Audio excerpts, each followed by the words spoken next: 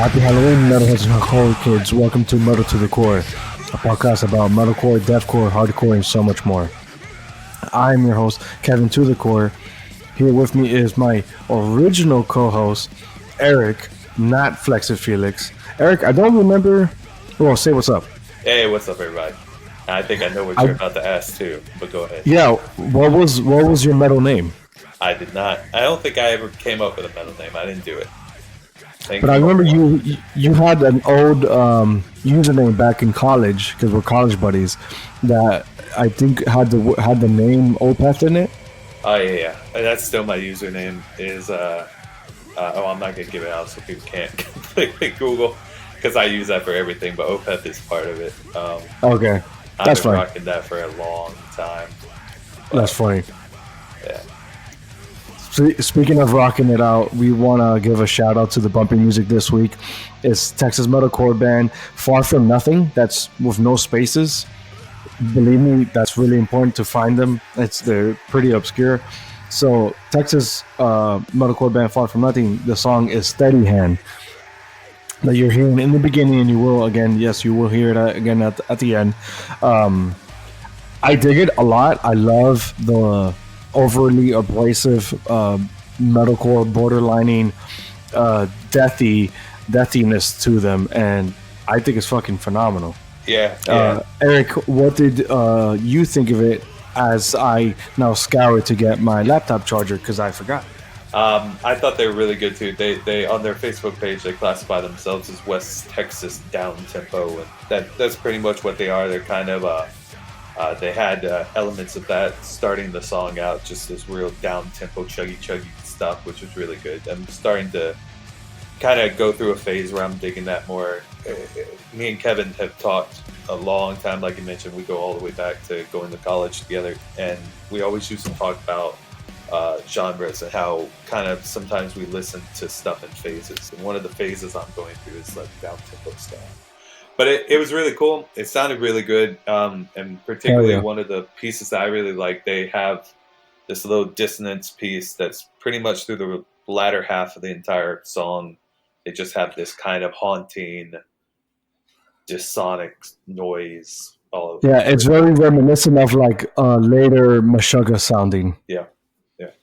And I dig it, and I like exactly what you're talking about, like down tempo. That's been really big as of late, and then we've mentioned it a lot. At least Felix and I on the show, a lot of bands have been doing that now, of adding some kind of like eerie aspect to it or whatever. And it's funny, the way you described it of like down tempo. Far From Nothing's Facebook page, their genre, they call themselves West Texas down tempo. Yeah, that's what I was thinking. Yeah, I think that's just so awesome. That's so funny to me. Yeah. But yeah, again, the band is Far From Nothing. They're from Texas. Check them out. The song is Steady Hand. We dug it. I think it's enough for me to even check out other songs from theirs because the Steady Hand is off their single that has two songs on it. They're Amygdala / Steady Hand single, which has both songs, Amygdala and Steady Hand. Yeah, it's not good. And looking at their Facebook page, it looks like they may be cranking out a new album. So it may be some stuff heading towards that. So yeah, be interested in checking that out. What I heard sounded good. Super dope. Yeah, I've been super preoccupied this Halloween I'm nearly eating candy right now, Eric. and that's why it took so long for us to get even started this week. Just eat a whole bunch of candy. Yeah, I like my fiance and I were like, all right, no dinner today. We're just gonna eat candy, and we went out like a couple adults and picked up candy, and I'm eating candy while I'm recording a metal podcast with you. That was my next question. It's like, where did you get candy? I was partially hoping you would say you went trick or treating, but of course, being your age, that would be crazy. But it'd be really funny. It's I think second worst is we went just to CVS. Yes. I still we remember just got like bags. A long time ago, my friends and I, we were at that age where I think we were 17, 18, but we were still going door to door because we just wanted candy. And we were just our town. And of course, every fucking person's like, you guys are too old to be doing this. And you just look at them like, just put the candy in the bag, please. You're right. It's like, you just want candy for free. Yes. So, as I'm now chewing my Midnight Milky Way Mini. oh, yeah. Uh, so why are you here, Eric? Did you say why? Felix, like, Oh yeah. yeah, like a generic, like, why are you here, Eric? Once again, Felix is just way too busy, and then it's just even with you and I, Eric, like schedules are so difficult as we're getting up there in age, Yeah. and it's harder to plan stuff, let alone to sit for at least an hour to talk about metal once a week. And it's really difficult on top of that to get like-minded individuals that are open enough to talk about other subgenres within the metal, umbrella. And then on top of that is to get those like-minded metalhead individuals who are open-minded and also keep up with music. Yeah, that's a big one. And right. So, I Now, mean, that's exactly what I wanted to talk to you about, yeah. because that was a huge thing that we had early on. Was between you and I, it was really difficult for both of us to keep track of not only each other's tastes and what was going on in metal, but just what was happening and releasing in metal in general. So I 100%. wanted you to kind of comment more on that. Yeah. So, I mean, 100% agree. I mean, we used to talk about this all the time off air, but I used to kind of tell Kevin kind of the way I consume metal is maybe I don't know. It's probably like a lot of people. I mean, I'm not special in any way, and I'm sure there's a ton of people out there who consume it the exact same way. Where I'm not necessarily looking for the latest, newest stuff, and that's really what this podcast was trying to do. We want to bring you guys the latest stuff that you may not have heard about instead of talking about stuff that you may already know. Right. But That was always my agenda. yeah, but at the same time, for me, like I'm constantly finding old bands, and for instance, I went down a trip lately with the band Traders, and they have an album called The Hate Campaign, and I got hooked on that. I was listening to it day after day, and just nonstop. And then another band, I told Kevin about this a couple weeks ago. They're old. I mean, they're not old, the 2010s, whatever, but Ni Oblivis Scars. That's right. And they have an album called Citadel, which is their second album. They have 3 albums. I got hooked on that damn thing too. I was listening to it nonstop day after day. When every time I go to work, I put it on for the day. I'd listen to other shit, radio, Yeah. whatever. And you But would, because that is so evil sounding. it's awesome, and it for me it harkened back to old Opeth. So the second song on that CD, Citadel, is a 16-minute song, and it's Jesus. a mix of that kind of deathy progressive. They're a progressive metal band, but they have the harsh vocals, and then they do a lot of clean. The clean singer also plays violin. So when I described it to Kevin, I don't like using too many labels, but I kind of labeled it as symphonic progressive death metal. So Yeah. anybody out there who hasn't heard of them, I highly recommend them. Ni space Obli Obli Vis Vis Scars Caris. They're really awesome. Yeah, super true cult, and to me it's hilarious. But yeah, But it's so that has always been a problem. Not only a problem, but like kind of like a self-defining problem within the podcast ourselves. Is I'm trying to strive to always maintain or keep up with what the community is not only talking about, but what are the trends, what's going yeah, on, and kind of like this whole down tempo thing, and then hardcore's having a cool comeback. yeah. Even death metal is leaning in really interesting directions now. So it's been, but then all of this all encompassing under metal, it's been so difficult to keep up with all of it and have time to listen to it all, engage with it, and then move on to the next thing, because there's so many releases a week. There's so much coming out. Literally, it's weekly releases are coming out all Yeah. the time. I mean, there's like 25 albums coming out every week. But that Yeah. brings me to another point. Good thing you mentioned that. For me, I don't consider myself an elitist by any means. However, week after week, sometimes I'll look at what new stuff came out. There's a whole slew of bands I've never heard about. I really want to go check them out, but sometimes I just don't. Sometimes I do, sometimes I don't. But just because there's 25 albums coming out that week, chances are none of them, in my opinion, are good. Like none of them speak to me where I want to listen to them. So the latest new album that I got absolutely hooked to um, was the new Shadow of Intent album. I think that album for me personally is a 10 out of 10. I Yeah. think it's phenomenal. I listened to it probably, not even kidding, 3 weeks straight, over 20 times, like nonstop. Boom, boom, boom. Yeah. And Another one that we talked about off air. yeah. But it's like out of all these past weeks, that's the new album I've heard that really just hooked me. Something about it just hooked me. And a lot of the stuff, and we'll talk about it today, some of the bands we have coming up, they're good. They're not necessarily not good. It's just for me personally, there's nothing that just really like grabs my attention and says, "Hey, listen to me again." And so yeah, I mean, for me, consuming new music week after week, I mean, I don't always find that spark in new music. Yeah, which is totally understandable. Which is why I I love that you've kind of gone back to the shadows in the sense of the podcast, like standing on the podcast. But ever since the beginning, like, and I've told you, please come back as like a guest, and Oh yeah, depending sure. on what we're going to review, especially today, which is going to be perfect because this is one of those cases where it is one of those like heavier episodes. So it's kind of like the stars aligned, Yeah, one would say, of like the conflicting schedules of Felix, but then it coincided with you and I, Eric, and then it was also that the music we're going to talk about today is more on your side, more on the heavier side, which is awesome. So that's what I wanted to get to, which is our picks, which is essentially what we here on Metal to the Core podcast do. Is we get to our picks of recent musics that's just how we're going to dub them of our picks. Before we get into our picks, we kind of do like an honorable mention, which I give to Eric and he'll get into now. But then our picks, which we'll move into, will be like our Chuck the Choice, which is something heavy, something soft, which I've dubbed melody at the moment.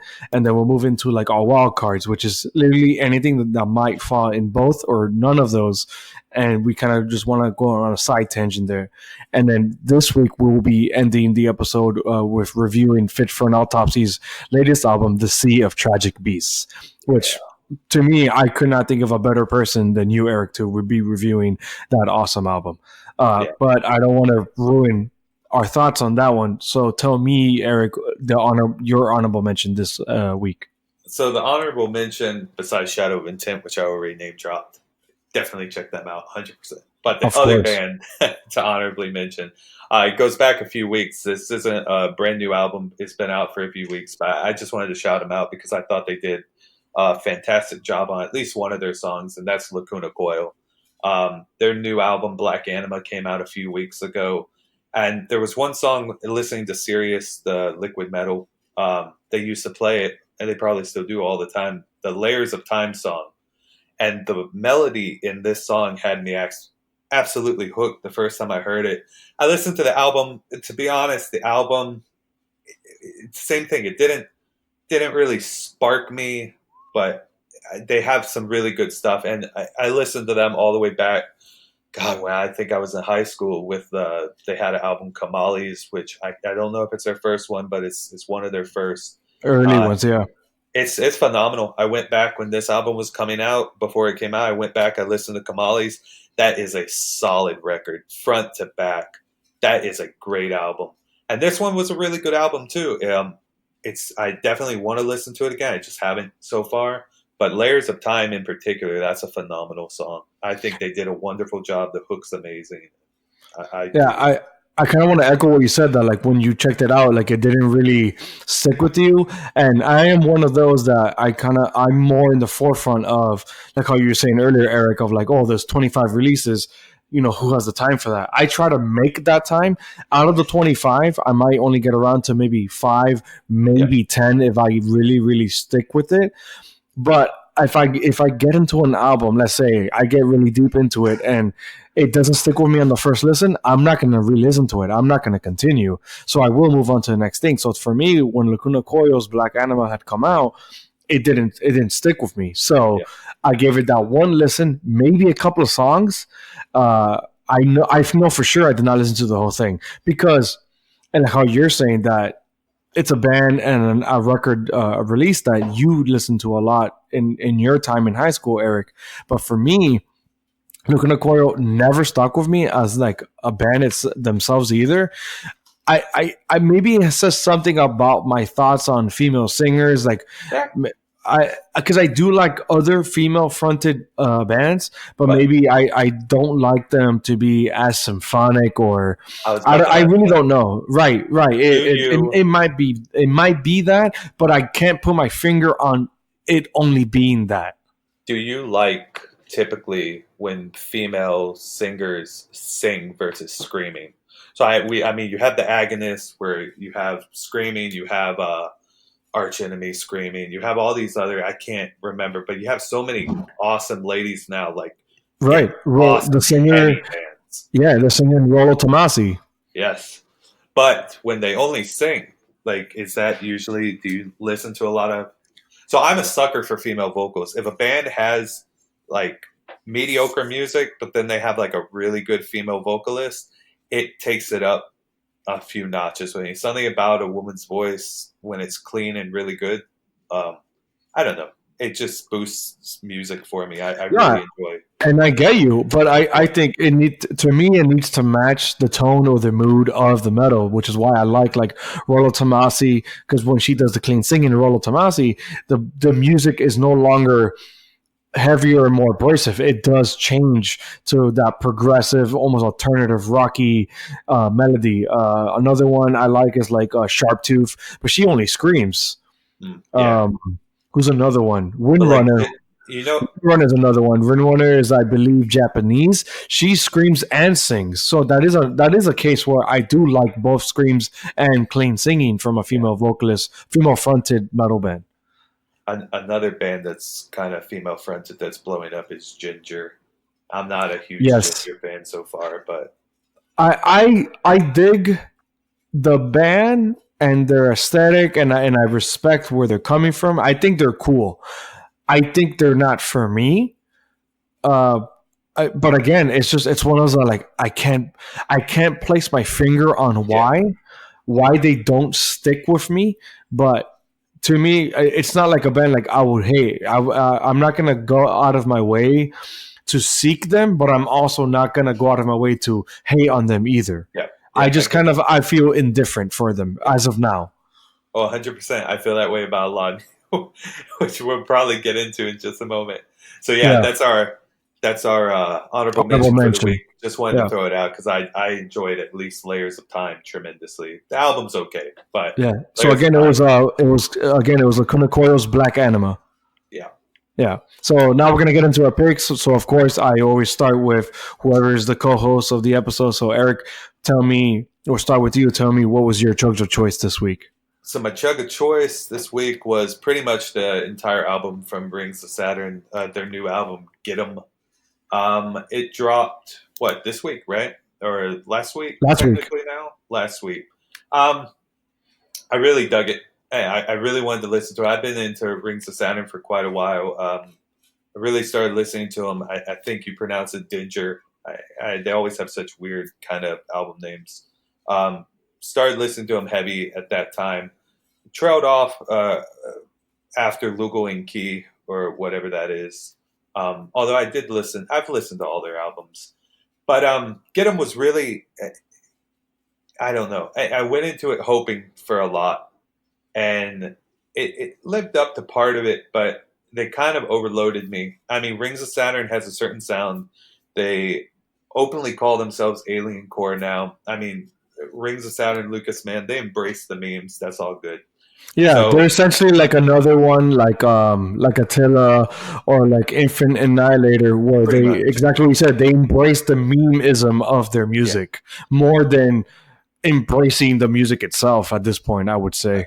Well, but with that being said, they still on this album they have a tremendous bunch of awesomeness in it. However, they have this new thing, and to me, Between the Buried and Me used to do this a lot. Every time Between the Buried and Me used to hit one of their heavy parts, it would all sound the same. And then they would switch to something more progressive or to one of their clean parts, or their transitions, and it would really set the song apart. But when they were doing their heavy, it was like just this kind of formulaic piece they had. And Rings of Saturn has that. It's like every time they want to do kind of this fast, the death metal blast beady part, they kind of all sound very similar. But Yeah. then each song has these little nuggets of awesomeness. But when you listen to the album front to back, it's just kind of overwhelming in that there's not enough distinction between each song to really do it. Stick out. Yeah. But with that being said, there are a couple songs on here that are awesome. The Husk was really awesome. It has awesome melodies. I guess it'd be the chorus part. Mental Prolapse, I think they did a phenomenal job on. It has a beautiful melody to it. Bloated and Stiff is an awesome song. And they did do a good job. It's just... It's overwhelming, like you said. It's overwhelming. Yeah. To add to what you were saying, these little nuggets of them doing something that is awesome outside of constantly going back to that well of that very formulaic sounding like death metal-y parts.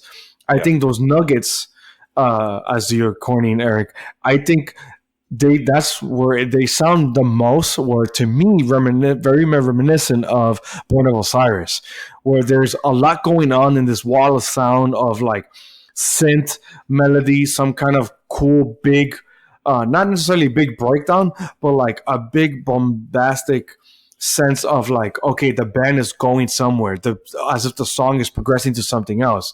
But then it kind of does get boggled down by the same formulaic, thrashy or blast beat, death metal-y parts. And I do like their guitar work at points, like how you're saying, like it is overwhelming. To me, I'm not a Rings of Saturn fan. What's funny is I love checking out their music videos. I love checking out their singles, because it's like, to me, it's like a one and done of like, okay, what are they up to now? Because I know they're going to be talked about. But then, man, it's exactly what you're saying. And what I have dubbed their guitar work, I call it like a beehive sound, where the doodling sounds so busy that I can't, tremolo and fast. Right, like, you can't really even make out what is it doing or what they're trying to do or get to. I personally, so I play guitar.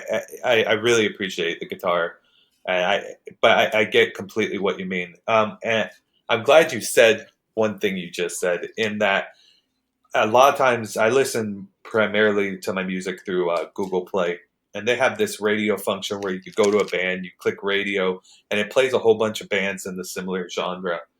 Anytime Rings of Saturn comes on, and it's a one and done, so it's not a Rings of Saturn song. It's just them and then a couple other bands, a couple other bands. I really, really appreciate them, because when I can only consume like one of their songs at a time, now I get a little bit of a break. It's not that same. It gives me the difference between the songs. I appreciate their music a lot more. It's just trying to listen to the entire album is where it can get kind of bogged down. So that's funny. We consume them in the same manner, but no, we consume them in the same approach, but in different manners. Because you're approaching them in a playlist on Google Music. I approach them via YouTube of like singles coming at me all at once, or a music video, but in the same manner, because it's just one song at a time. Yeah. And the other thing I'll mention before we move on to your chug of choice is just, like I said, I've listened to pretty much all of the Rings of Saturn's albums, except for their first one. I haven't really checked. The production on the first one, I think, was a bit rough for me. I listened to songs off of Seized and Devoured, of course, is their big one, and a couple others. But that's the problem, is that this is, I believe, their fifth album. And so when I say it's formulaic, I don't just mean for this one album. Like we were saying, that's kind of their sound, that real tremolo, the real fastness. And it's on all of their albums. Yeah, that beehive sound. Yeah. And so listening to this whole album is just like, it's not enough newness for me. Even though, like I said, it has a ton of really great hooks. I think it's a good album. I've listened to it a couple times. It's not a one and done for me. I do appreciate it. It's just I wish it had a little more diversity.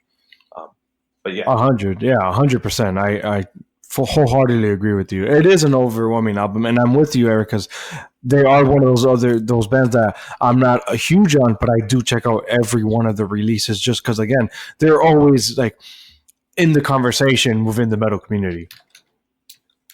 and I'm hoping So to get yeah, to I go wanted to see get them to now tour. I my forget who they're chugs of on tour choice. with. Oh yeah, so you dropped out for a minute, Keg. Um, Oh, no problem. can you hear me? Yeah, Okay. Yeah, go ahead with your chugs of choice. yeah. So my chugs of choice is the Downcast EP by I Declare War. This album to me kicks my fucking ass. How now we were just talking about Rings of Saturn being overwhelming. This EP is overwhelming, and it's only 5 songs. So, but not overwhelming in the bad sense. It's overwhelming where it's really intense. It's a very, very intense, like almost barbarically heavy deathcore album. Yeah. Those highs come at you like a horror movie's a jump scare where the highs come out of nowhere and then those gutturals just like abolish any shred of humanity you have left when you're listening to this fucking album. I absolutely love Grief for No One, and just they do a thing with their breakdowns where it feels like they don't get heavier, but they're still as heavy while maintaining a slower pace. So it's once again in like what we were talking about in the beginning with Far From Nothing. The somehow I Declare War goes slower, like a down tempo, slow paced breakdown, but it's still just as heavy as their super intense blast beats from like throughout the song. I find that to me utterly fascinating. It's They, really really cool how they're able to maintain just the same intensity while switching tempos. Go ahead, Eric. I was gonna say they did something I really liked on this album. So I had tried to listen to a few of the new albums this that past week, the new music, and I kind of wasn't feeling a lot of stuff. And then Kevin mentioned that I should check this album out, and I did. And the very first song, I mean, when it came out, it really caught me. The first 2 songs on the album are a really quick tempo, and like Kevin was saying, they're pretty visceral and they're pretty just he did a good description of what he just said. Right. But the first song, if I'm remembering correctly, has this really cool thing they do with the kind of breakdowny chorus in that the bass comes in almost a couple notes into the measure. So like instead of dropping or this bass warming up at like the beginning of a measure, kind of like a bass drop, they'll like start the breakdown a couple notes in, and then you'll hear this bass just come up from the ground, like, and I hadn't heard a lot of bands do that, and it's really an awesome sound. It kind of adds something to their breakdown. It adds this kind of heaviness that just kind of sounds like weight on your shoulders. It was really cool to hear. Yeah, I would to put it to like an analogy, it sounds like as if like literally the ground under you is shaking and then just like Yeah, collapses under you. yeah, that's it. And That's yeah, what happened. I didn't want to linger on it too much because it is one of those kind of like simplified of like, yeah, it's just a deathcore album. But it's a 5 song EP, and to me, it absolutely thrashes other new releases that have come out. And I think it's to me, it's pretty incredible what they do with just a short 5 song EP. So again, that's Downcast EP by I Declare War. Great, intense, visceral, as Eric described it, deathcore album. I wouldn't even call it deathcore other than the gutter rolls because I really think it is almost just a brutal death metal album. Yeah, it transcends stuff. Like that's an album where, like, I probably wouldn't want to give it a label. People should just. It's a heavy album. It has a nice bass and it's heavy and it has a ton of different elements to it. It's kind of hard to label it because too the first 2 songs of the album are kind of thrashy where they have a good fast tempo, but then the remaining 3 songs on the album really slow the tempo down and they're more just kind of not down tempo slow, but they're more just kind of thudding and heavy. Um, So they mix their genres up a little bit within it. Yeah, It's not just a straight genre. yeah, because like how you're saying, the first two, "Grief for No One" and hyperthermic, they're both, yeah, like you're saying, like thrashier, death metally. Desperate Times sounds like more of your run-of-the-mill deathcore, but deathcore, which is the blending of the kind of like black death metal.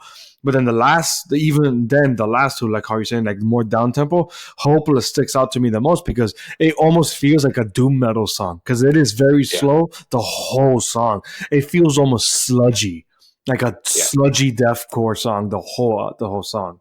yeah. And that's why, yeah, I mean, it's obviously not as grimy and heavy as a true sludge band, but it has those elements. So to try and give this album one genre is probably a disservice to the album. They definitely genre bend within it. Yeah. So let's move on to something less extreme and visceral, as you would say. So we're now going to talk about our melody at the moment. Eric, let's start with you. What was your pick for melody at the moment? So my pick this week was Bad Wolves. Their new album, Nation, came out. Eh, Again, I mean, very similar to Rings of Saturn in that it didn't blow me away. Um, Bad Wolves is a weird band. I mean, I'm into a ton of different. I don't pigeonhole what I listen to. I when I tell people now, I mostly it's rock, metal, but everything in that genre, all the way from like old school classic rock to like really grimy, heavy stuff. Um, and Bad Wolves is kind of in the middle, like some old school rock with the heavier leanings. So either way, without all that dumb rambling in place, it's a pretty solid album. It has a lot of really nice hooks. Kind of the thing I like about Bad Wolves is probably this genre of music, but to me, they are one of the leaders in it. They do it very well, and that's one of the things I appreciate about them versus other bands that are in this same kind of space is that their melodies are just super catchy. They're written really well, and the musicianship within this band is very well. I always like God Forbid and Doc, and he's the guitarist of this band. I like Tommy Vex. I think he has a really great voice. Um, and they just have great melodies. Some of this stuff is kind of generic. The first song on the CD had a lot of hip hop influence. I'm not down with hip hop slash anything rap. So I was kind of like, oh shit, what are we doing here for me personally? But then they really kicked it up. It has a pull you in chorus, just hooks you. The next song, No Messiah, has an awesome chorus. So yeah, they're just a feel good kind of chorusy band. They sound really good. It's, in my opinion, not as good as their past album, Disobey. I think Disobey kind of had it had songs where when I first listened to it, it had those songs that stuck in my head and made me want to go back and listen to it. I did one pass to this album. No song individually stood out like that. But I do want to check the album out again. I thought it was a solid album, but nothing really jumped out at me right away. But I thought it was good. Yeah. So that Bad Wolves album, again, what was it called? Oh man, Uh, oh, Nation. it is called Yeah, Nation. Enemy. Yeah, Nation. Nation. I don't know why I got Enemy on my head, but yeah, Nation. Yeah. It's all right. I get what you mean that like it is a bit repetitive, especially for it being poppier and more and melodic and whatnot. But I see why you would dig it, Eric, and why anyone else would as well. It's not for me because I the way I would describe the Bad Wolves, especially this album, because it's funny because even the album cover is just a tattoo chick. Like to me, this Yeah. is just like a tattoo parlor's like music that they play in the background. Yeah. Because the overall sound, I describe it to someone, especially if you're a fan of like metalcore and deathcore and whatnot. Basically, you and I and our audience, I'd say it sounds like Five Finger Death Punch trying to do the very melodic self-titled album with Howard Jones by Killswitch Engage. Yeah. I mean, it's in that ballpark. Yeah, I would say that. And then, Yeah, so it's radio friendly metal, and like yeah, there's nothing to hate on that. It's just for me, definitely not for me. yeah, yeah. I mean, we talked about it a few times on this podcast. Just where, I mean, I don't know why. I think it's me just getting kind of older, as stupid as that is to say, but like I went through a phase back in the day where like I would listen to nothing but thrash and then nothing but death, and then like I don't know, it started just kind of broadening. I still listen to all the absolute crazy stuff, but I also appreciate this stuff now. Just create Yeah. that contrast between styles. Yeah, but like you said, no, it's nothing special. It's radio metal, but it's kind of to me, it's just it's done well. It's not done poorly, Yeah, I'll and give that's you what I that. like. Yes, it's a really good studio album down to studio production. It does Yeah, sound really really good. yeah, Yeah, so I'll give you that. yeah. So that was your melody at the moment. Again, that's the album Nation by Bad Wolves. So now moving on to my melody at the moment. My pick for melody at the moment is Greyhaven. Funny enough, it is not that melodic.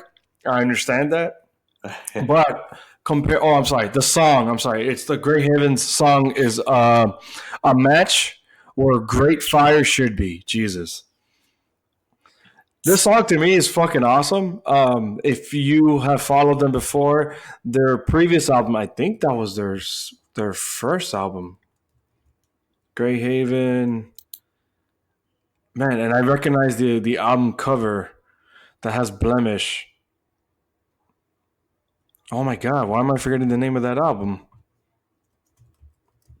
Yeah, It came out like just like last year, so that's why it's really surprising to already have a new single, such a follow up so early. yeah, But yeah, they Grey Haven is interesting because they're like an alternative mathcore band huh. where they're abrasive and they do really intricate, some techie like tech metal stuff, but they're all over the place. They remind me like Sixth, but if Sixth was American and they wanted to have some kind of accessible aspect to their music, but still playing in a very inaccessible structure. So then this song, where their older stuff is very screamy, mathcore, and then flourishes of alternative rock and singy, songy parts. This new single, "A Match Where Great Fire Should Be," is almost the inverse, Eric. It's on like an alternative rock song first that grooves, so it's like an alternative groove rock song, Yeah, and then the singer specifically gets abrasive, but it's really the singer showcasing that he has a better voice than what they did in the previous album. I don't know. Did you get around to checking it out? no, I didn't get a chance to check it out. I kind of was looking forward to checking it out too because for some dumb reason, it's most likely the Haven in the name and me getting them just associated with Death Haven. But I started thinking they were I black get you. metal and like had some elements of black metal in them. But no, I have never heard them obviously or got a chance to check them out. Nah, if you see their album covers, so last year's album was called Empty Black. That one of the singles was the song Blemish, and that's a great song off that record. That record is really really good. And I would suggest you check them out because I don't think this new single showcases what the band usually sounds like unless this single now is a new direction. Where I'm telling you, it's literally the polar opposite. It's the inverse of what the Empty Black album was, where it was at the forefront mathcore with flourishes of funky, like alternative funk rock with singing and scream. So like I'm saying, like it reminds me a lot of England's Sixth. Yeah, But yeah, so this single is my melody because again, it is much more melodic, and I think it's great because when it crescendos into the heavier stuff, to me, it really, really does showcase the band's more. I would say the more dynamic approach to literally their own song structures. So that single is "A Match Where Great Fire Should Be" by Grey Haven. Yes, that freaking song is a mouthful. I keep looking at it on my phone because I can't. I There's no way I can remember that song title. yeah. So yeah, does that interest you, Eric? Like, does that does that work for you, and that it catches you enough of attention that you want to go out and now check it out for yourself? Yeah, it kind of piques my interest with the how I guess they're contrasting styles a bit and mixing things up. I kind of like when bands do that to a certain degree. I hate what Opeth has become. Opeth was one of my favorite bands, and I can't stand their new music pretty much. I kind of dig it, but at the same time, I thought they were great when they did their own stuff. So it does, your description of them does pique my interest, and I'll probably try Cool. to catch them. That's good. So moving on to wild card, Eric. Tell me. We'll start with you. Tell me what's your wild card. Yeah, so my wild card's an interesting one for myself at least. So the Very. other I've been listening to it. the other day, as I was driving home preparing to speak about stuff on the podcast, I put on just the random new tracks, and this band came on. They're called Rum Ahoy, and the song that came on was called Cowboys of the Sea, and it's from their new album Time to Party. Which, if you can't tell by those goofy names, they're just a ridiculous band. They're pirate themed. Uh, I listened to their album a moment ago. 10 of their songs, like 9 of them, have to do with rum. And they're just, I mean, they're kind of cool. They're nothing special. So to preface everything at the very beginning, they're nothing special. They kind of have a thrashy, really fast kind of pulse to their music. Um, I I think was it's more power metal. yeah, it's thrashy, powery. It's just fast. It has a nice pulse, and it is kind of is. I would put it more power, folky, whatever. Yeah, you can kind of see them at a heavy Renaissance festival type deal. Oh, of Um, course. but I like the singer's voice. He has kind of a deep register. He's not screaming by any means. He's kind of singing, but he has a deeper voice, kind of in the talking, singing thing. Um, I don't To know. me, I didn't. I don't want to interrupt you, Yeah, go your ahead. train of No. thought, Eric. But to me, everything you said to me up until this point sounded awesome. That talky, lower register of vocals of the singer to me is what to me destroys the band and Oh, destroys you this don't like album. it? That's what I No, like about the album. I think that sets them apart from other joke bands that I've heard. Is I think the singer's unique, and I actually like how he sounds quite a bit. And that's actually one of the things when I first heard it, I thought was my differentiating factor. Like, oh, I could listen to this band, and so yeah, they sound just like Ailstorm, the other pirate themed metal band. I haven't heard much Ailstorm. I've heard them here or Really? there, but yeah, no, I mean, that's kind of. I listened to a bit of Blind Guardian, Stradivarius, Sonata Arctica, but I haven't gone too far down Rhapsody, Rhapsody of Fire, Luca Turilli. But nah, no Ailstorm. I have never, I think, heard an Ailstorm song. Yeah, this Ramahoy sounds just like Ailstorm. So it's just this like thrashy, but more on the power metal side, sounding pirate themed metal band. I'll have to And check them out. but the singing is not like this. The singing sounds like a literally like a pirate trying to sing metal. This is like how you said, like he is really low speaking, not low speaking in the sense of volume, but low in like exactly what we said, like very bass heavy in his throat, singing from the diaphragm.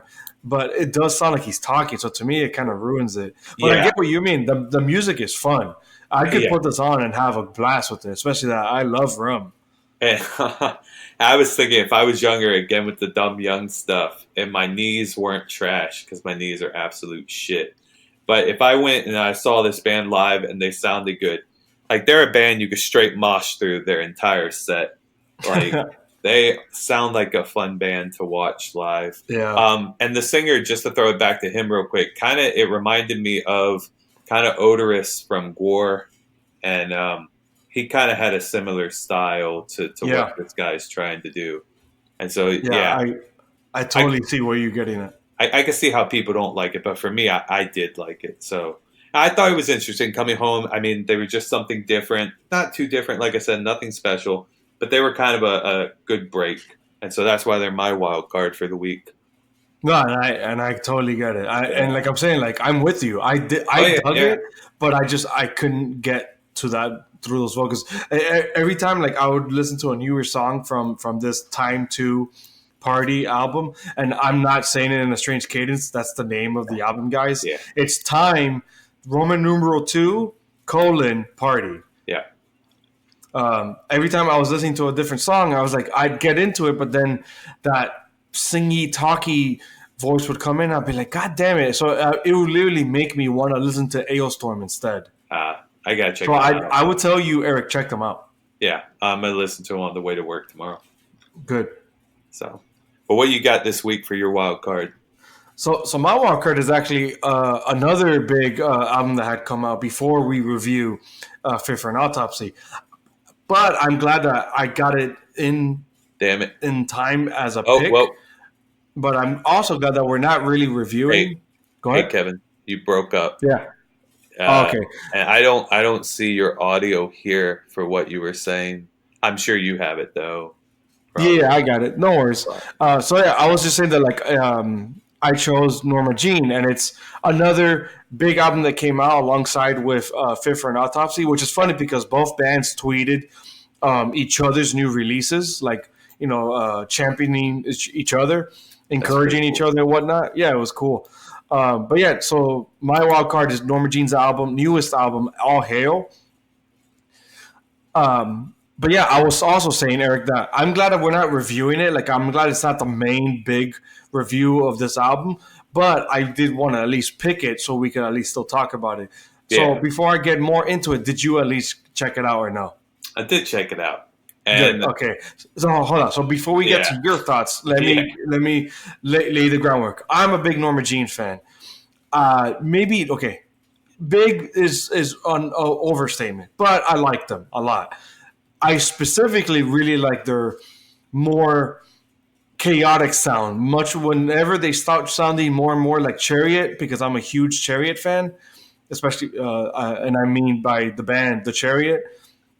And yes, there's history there with the singers and whatnot. When they sound much more in that chaotic space, that's where I really like Norma Jean. Much less of the emo stuff, which is the really early stuff. So obviously, to me, possibly my favorite album is Wrongdoers, and then damn, what was the album after that? The one just before this one? Redeemer. No, was it Redeemer? No, it was something Polar. Oh, Um, yeah, you're out of my Norma Jean time. yeah, because they've fully embraced this like era of like I'm telling you, like the Chariot, where um, man, I'm looking now and I can't remember exactly where it started, but I'd say yeah, like a little bit after, way after Redeemer. So like Meridiano. Jesus Christ, How are I you? don't know why I Yeah, can't. that's a weird name. It Yeah, is. Meridiano. Uh, since Anti Mother, I'd say, but that's still kind of emo. And then even Meridiano is much more on the emo side as well. So for me personally, yeah, I'd say my fandom started after that album, but specifically with Wrongdoers because they really embraced this like Every Time I Die and damn who did I just say The Chariot, and then after that is Polar Similar. That was the album after that, but which is before All Hail. So I was like, I'm so in for this because this is awesome. The singer not singing as much more of a abrasive scream.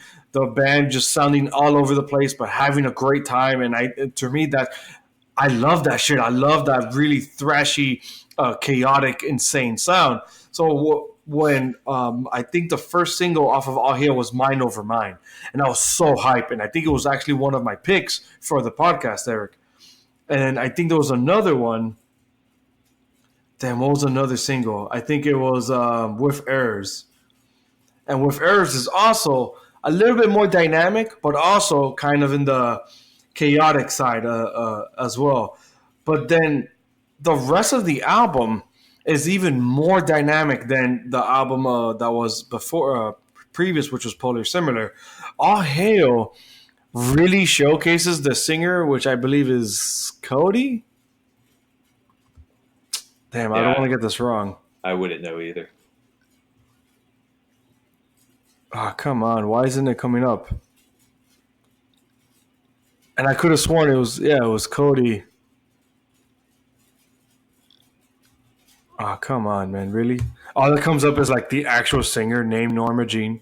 God damn it. Thanks, Google. But either way, with that guy, Sorry. Corey Brandon. Corey Brandon, he's actually a legitimately good singer. And then over time, as he's matured, his chops have gotten, to me, really on par with the rest of his peers, like Keith Buckley from Every Time I Die, singer from Cherry, even though they're disbanded now.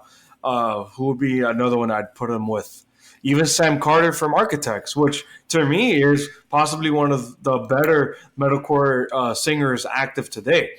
Sam Carter from Architects, but Corey Brandon from Norma Jean, I'd easily put up there as well. This album solidifies him. That's why I was kind of thinking of putting this as my melody at the moment, Eric. yeah, But it is a more abrasive album. It is not Wrongdoers, which is possibly one of their most chaotic, heaviest, and much more abrasive albums that they've ever released. But it is they played much more dynamic, and I think this is their better structured, like song wise. It is the best song structure uh, album because they're literally there's breathing room for the singer and the band and parts of the bands to really flourish on certain songs and whatnot. Specific ones that really stick out to me. Thankfully, I'm listening to it now to remind myself. But like something like Kareen was not something that I would have thought that the album would have ever done. Something that was literally melancholy and almost, I want to say, acoustic. Basically, they would have never released something like that. And then I think the last song on the album is "The Mirror," the second. I don't see the whole name. "The Mirror and the Second Veil." Yeah, that's like an outro, but like again, that is not something that they ever would have put on an album.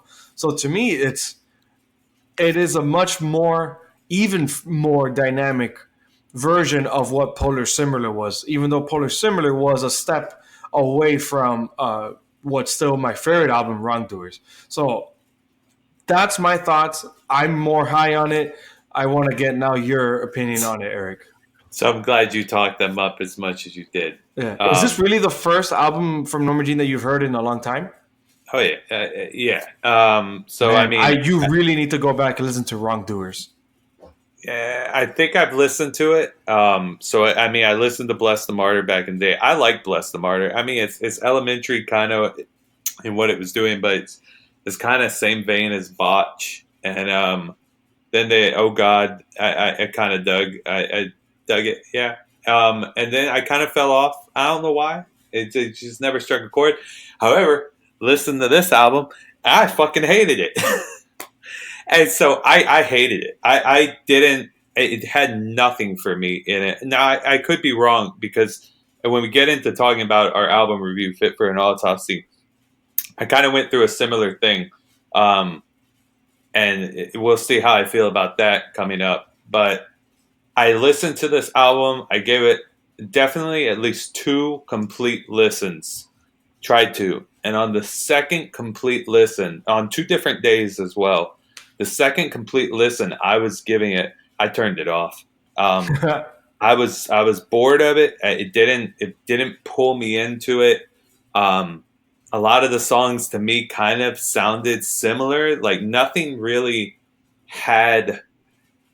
I don't know if I'm turning into a crotchety whatever fucking dude, but I kind of noticed that with a couple of the other things I'm listening. I need something to happen in the music. I can't. Well, we were talking about this with Rings of Saturn earlier, where if I listen to all of their songs in album back to back to back, it doesn't have enough diversity for me anymore to really hold me for an Yeah, entire album. I get what you. Yeah, because And this that's how album, this album was. this album is Norma Jean's All Hail.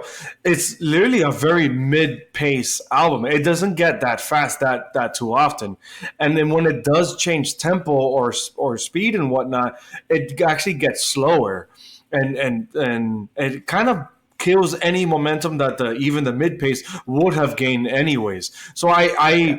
So I I'm mean, with for you, me Eric. personally, Even though I liked didn't it, like I it. I actually do need do to agree go with you back and that check out the the other ones you were music doesn't talking do a about, whole but lot to like stick out. yeah. But for this album, I thought it didn't have enough variation to keep me interested. I didn't like it. Um, Yeah. yeah. So But yeah, yeah, so would you at least still give Wrongdoers the album Wrongdoers a chance? yeah. I give anything a chance. If somebody Good. recommends, I go listen to something. I give anything a chance. So I'll check it out. I'll text you once I do, and maybe we'll talk about it if when I come back on. If I come Cool. back, yeah. Cool. So hopefully now, finally, the album review of the episode. That hopefully that we're Yes. both more high on. Are you high on the Fit for an Autopsy album? So I am. I really like it, and I'll tell my story Good. when we get into it. But I had a journey with this album, and yeah, Cool. So this is the Sea of Tragic Beasts by Fit for an Autopsy. I would say artists formerly deathcore because I don't think that they've been deathcore for quite some time because since even their last album, which I thought was also amazing, and of course I'm forgetting the fucking name because I'm retarded. Man, yeah. what was it called? I can't. I can't remember. I can say I The don't Great think I listened Collapse. to the last one. Which one? Ah, man, the Great Collapse. Oh, yeah. I think I listened to that. That's I knew I liked Fit for an Autopsy, but I just that they hadn't piqued my radar until this album came out. So Have you okay? So you weren't that much of a fan before. I've actually been a fan since 2014 or so. So after Hellbound and around the time of Absolute Hope. I mean, Absolute Hell. Absolute so Hope, Absolute Hell is actually the whole title. for for me, they're one of those bands where when I put on like a mix of Darkest Hour or like other bands, Whitechapel, and I'll put on, like I said earlier, I'll put on like Google Play, which has this radio where it plays similar artists, which a ton of other people have as well, but whatever. And every time Fit for an Autopsy would come on, I would appreciate the song that I'm listening to. I'd really Yeah, dig it. But I just never would go out and seek listening to a whole album from them. that's Um, understandable. But since that's what I'm saying. So since 2017's The Great Collapse, I think they really propelled themselves into like another level. Like they're like in an upper echelon now of the conversation of what's going on in deathcore in deathcore. They're not doing what like the artist murder is doing of like where they're getting heavier and more brutal and like kind of staying more or less the same. Which is funny because they also had a new album released this year and I also really liked it as well.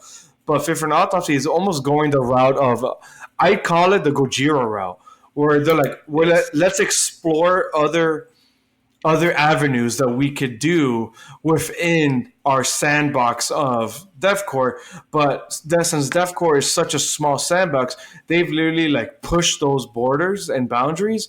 Where now, since Great Collapse, yeah, they've played with dynamic and really strange progressions. But then now with Sea of Tragic Beasts, they've added even more like clean singing, some like almost like power grooves and very strange chord progressions. And it's like, yo, this is to me, I was like, any other band playing with that possibly would have gotten shitted on. And to me, that's fascinating Well, because not only do they incorporate it and it's like it's really bold, but they incorporated it well. yeah, I mean, this album, another band. So you threw out Gojira and another band. So I'll tell my thing real quick. That journey I was talking about. Yeah, The go ahead. first time I heard this album, I listened to it. I kind of had the same feelings that I had about a couple of the other Rings of Saturn and Norma. It was different. Immediately when I heard it, I liked the production of it, and I thought even the very first song on the album, which is, what is that first song? The Sea of Tragic Beast. It has Yeah. this cool little intro right away, like just it kind of pulls you in. I listened to the whole album, but nothing for me. Like I said, nothing fish hooked me and pulled me in. But I came away from it saying, "Man, that was a decent album. Not great, but decent." And then for some reason, I guess something stuck. I went back the next day. I listened to it again. I was like, you know what? This is a pretty good album. And then I've listened to it, I think, 4 or 5 times since then. Nice. And it's kind of, you mentioned Gojira. The first time I listened to it, one of the things I think that pulled me a little away was I think at that time I heard a little too much Gojira and a little too much Whitechapel. And so that's why I wanted to bring up just now is you're mentioning the band switching away from kind of being deathcore. And it reminded me of what Whitechapel did with their latest Valley album, Yeah. where they really pushed the boundaries of where they've started as a band. Yeah, and that's an album that you told me to check out, and if it wasn't for you, I would have never checked it out. Yeah, and it's pretty good, and I think Fit for an Autopsy did a great job. I wouldn't label them deathcore. I don't like the label deathcore. I think a lot of bands that started I think deathcore in a label itself has kind of dissolved and gone away, and a lot of bands, it's kind of like nu metal back in the day, where a few bands came out of what was nu metal, and they just became metal. And that's like Shadows Fall and Killswitch Engage and As I Lay Dying. And all these bands, when they were first starting, were nu metal. But then they were metalcore. Oh, yeah, metalcore. What the fuck am I thinking of then? There was a whole genre, though. And it's like they got labeled some bullshit. Even metalcore. You don't hear people use metalcore too much. Like that. It's kind of gone. I don't know. That's just my feelings on it. But there were a whole bunch of bands that used to get labeled with like kind of a negative genre, and they kind of broke out of it, and they kind of switched their sound up. Slipknot, I think, was one of them. Yeah. Either way, going off on a tangent, coming back to the album, just from me real quick, I thought it's phenomenal. I think it's very good on my like fourth listen. It took me a while. But the things that really pulled me in, the very first song that pulled me into the new album from Fit was Mirrors.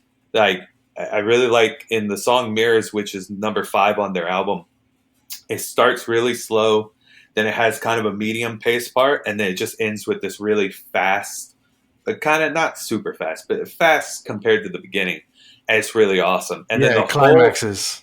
And then the next 2 songs, Unloved and Mourn, they're very good as well. And then I started appreciating the second half of the album. And so about the third playthrough, I would go and I'd listen to the starting at Mirrors, and then I would let it wrap to the front. And then I started appreciating the front of the album as well. So it's funny, I was the reverse, Eric. Oh, really? Yeah, I loved the beginning of to me, it was just like this barrage of incredible songs of Sea of Tragic Beast, No Man Is Without Fear, which I think is still my favorite song. Shepherd is incredible. Your Pain Is Mine is like a really cool, like doomy ballad. And then like exactly what you're saying, Mirrors and Unloved. Mirrors and Unloved took me a little bit to get more into because of it being slower, more mid-tempo, but I really dug its like Gojira feel, where it's like it's doomier, it's slower. There's more going on with the dynamics of like some of the cleaner, not clean singing, but cleaner singing. Yeah. But it's still really eerie. There's still some darkness to it. So that those middle ones took me a little bit more work to get more into. But I still really think that, bro, that last half of like Warfare, Birds of Prey, and Napalm Dreams, I can't even tell you how those songs start right now. Like, I think that's where like the album started like really like, okay, like I almost wish albums were shorter nowadays, like EPs, like 5 or 6 songs of just straight killer and not filler, because bro, like 10 songs on this, and it's like I get what you're doing, and I feel like they got other creative juices out early, but then like again, Warfare, Birds of Prey, and Napalm Dreams, I again, to me, they don't even stick out enough for me to even remember how they sound like. I would agree with that. Thinking back on it now, kind of when I said the second half, I'm mostly talking about Mirrors, Unloved, and Mourn. And then I kind of feel the same way. Birds of Prey, I will say, is a very good song.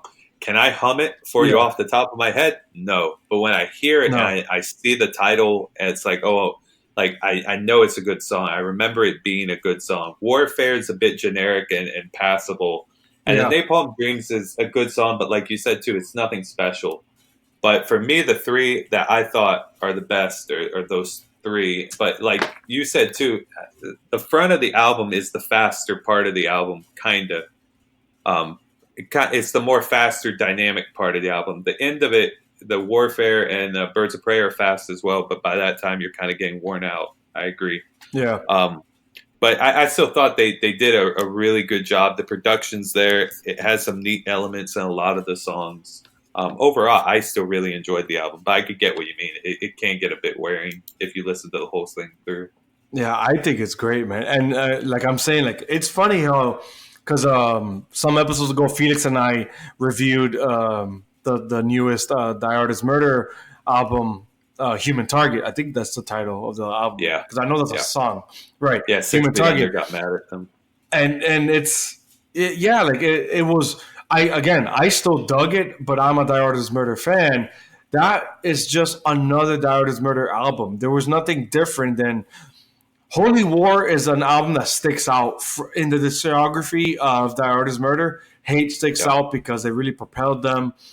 Um, Damn, what was the one after Holy War? I can't remember. I think I I think Dear Desolation. It was. I think. and kind of for me, I'm not a huge Die Art, but I appreciate when they come on. But for me, when I listened to Human Target, it was the same thing. It bored me. Like I couldn't listen to the whole album. I mean, it And I had bits and understand that. pieces I liked, but yeah, the Yeah. whole thing was To me, it's a killer album, but I completely understand because it's almost mind-numbingly brutal and heavy, and it's like, okay, like, can we just turn this off? So then, here comes Fit for an Autopsy doing literally the exact opposite, and I find that wholeheartedly more bold, much more impressive, and exactly what you're saying, Eric. The sound production is incredible. yeah, I it's think very I think good. sound production, like quality wise, sounds more or less the same as the Great Collapse, but I do give them mad props for experimenting even more and pushing the boundaries of what they're capable of doing, but still maintaining some kind of evil, dark heaviness because you feel it in the singing, in the guitar work, and especially in the lyrics where they're talking about like humanitarian issues, like legitimately global catastrophes and problems that are going on Yeah, right now. So to me, it's an important. Besides being a good record, it's an important record that I think anyone that's a fan of metal or any heavy music should really check out. yeah. I mean, I'm not so much a lyrics guy. I don't really listen to the lyrics. Yeah, I'm with you. But it does sound. There are a few songs on here where the lyrics kind of caught me, and I thought they were kind of interesting, Yeah. and they kind of made me want to even go look up the lyrics of what they're actually singing about because it sounded like there was a pretty decent message, and it sounded the lyrics were pretty good. I mean, Yeah. metaphorically and everything, but Yeah. Would you say that this is maybe up there for you in maybe ranking or categorizing like top albums list of the year so far? yeah, yeah. I would say this is one of my top albums of this year. Of Yeah. course, my top album, Shadow of Intent, but this would be up there. I'm actually excited for like the end of the year for all of us, like all friends of the podcast, to get into talking about like our top albums. I actually don't know if we should do like top five each or top three or something because it's a lot. It's a lot of people that have helped me, with the Metal to the Core podcast, as a whole. Yeah. So, what would be your ideal list? 10, 5, 3, I, 6. I feel like five is good. I feel like five would give me enough chance to hit people with enough diversity of shit I like. Yeah. Uh, So yeah, That's how I like to do it as well. I actually like.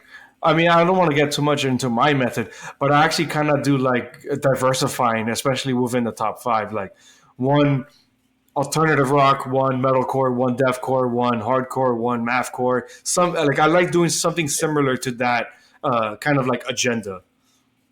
Yeah, and I don't really like ranking the albums either. So like if I did my top five, they probably kind of would be unranked. Just five albums that I could listen to almost any time I want to listen to them. That's good. That's admirable. That's my criteria for like a good album. Well, dope. Again, thank you, Eric. That was the two show, I know guys. for sure, for thank me you for at listening least, to Metal to the Core that are on it podcast. are You the could new follow Devin us on Townsend literally and Path. all. Say that again. I'm sorry. It's fine. I was just saying that the two albums I knew were on it, but it's fine. We'll talk about it when we get to that episode. Yeah. But yeah, so we're the show is on all podcast platforms on Apple, Google, Stitcher, Spotify, and YouTube. So hit subscribe there, like us all there, rate us on all these crazy platforms, and follow us on all social media because we have a Facebook page, Twitter, and Instagram. Yeah. I was Kevin to the Core, and I guess just Eric, energetic Eric. Just Eric. No, that's my new name, Just Eric. I like Just Eric. So again, Eric, And- thank you, man. Don't be a stranger, man. Yeah. No, I'll be back when I can be, man. It's just work's daunting and got a lot of shit going on, but Of course. I want to see the podcast keep going, so don't mind helping out when I can. Of course, man. Thank you. Then check out Wrongdoers. Yeah, will do. And I'll check out Ailstorm as well. Yes, hell yeah. All the rum. Yeah. All right, guys. Stay metal. Later, everybody.